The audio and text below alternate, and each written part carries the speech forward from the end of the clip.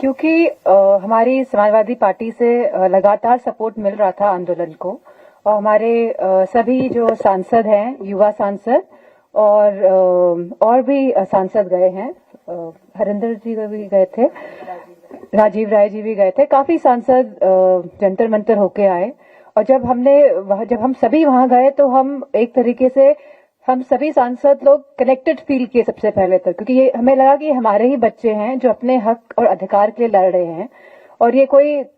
किसी भी एंगल से इनको प्रोवोक नहीं किया जा रहा है, कहीं आउटसाइड से सपोर्ट नहीं मिल रहा है। ये जेन्युइन और ऑर्गेनिक बच्चे यहाँ पे अपने बात को रखने के लिए आए हैं। और हम जंतर मंतर गए, हम सोनम वांगचुक जी से मिले, लेकिन जिस तरह मैं समझती हूँ सोनम वांगचुक जी को वहां से उठाया गया सफेद कपड़ों में लिपटा कर, जैसे कि कोई लाश को ले जा रहे हैं, तो जो वो सेंटिमेंट था, मैं समझती हूँ उससे हर कोई सभी को आहत पहुंची, चाहे बच्चे हों चाहे बुजुर्ग हों। सभी इस बात से बड़े विचलित हुए कि जिस तरह सोनम वांगचुक जी को, जो सत्याग्रह के रास्ते पे चल रहे थे और जो भूख हड़ताल पे थे, और मैं समझती हूँ कि हम सभी कहीं ना कहीं इस बात से बहुत ही भावुक भी हुए, और इसीलिए हम सबने ठान लिया था कि 20 तारीख को हम इस आंदोलन में जरूर हिस्सा बनेंगे। लेकिन क्योंकि ऑपोजिशन पार्टी सब एक मत होती है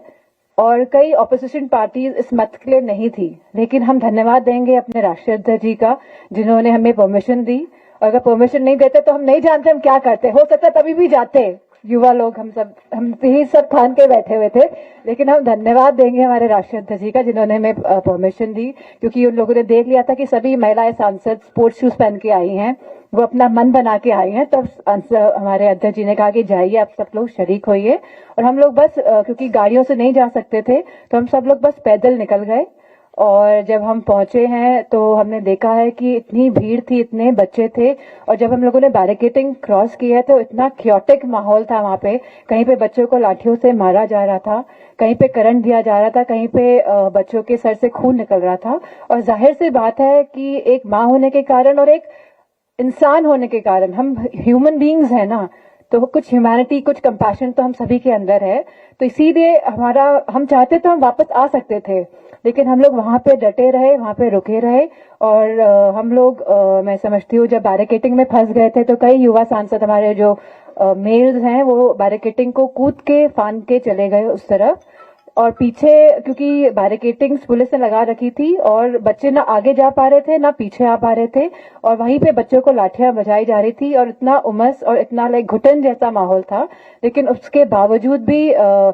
जो हौसला बच्चों ने दिखाया उस दिन, मैं नहीं समझती जिस तरह जो इस सत्ता के जो लोग हैं, जो घमंड में जिस तरह घमंड को चूर करने का कहीं ना कहीं सभी बच्चों ने जो कार्य किया है, हम सभी उनको धन्यवाद देते हैं और उनको सलाम करते हैं। और मेरा मानना है क्योंकि हम सब महिलाएं थी, चाहे पुरुष हो कोई भी हो, इस तरह का वातावरण देके किसका दिल नहीं पसीजेगा।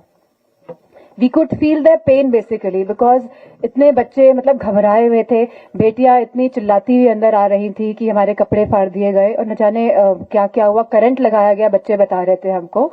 तो हमारा बिल्कुल भी ये मन नहीं हुआ कि हम इनको कहीं भी छोड़ के जाए। हम उनको एम्बुलेंस की सेवा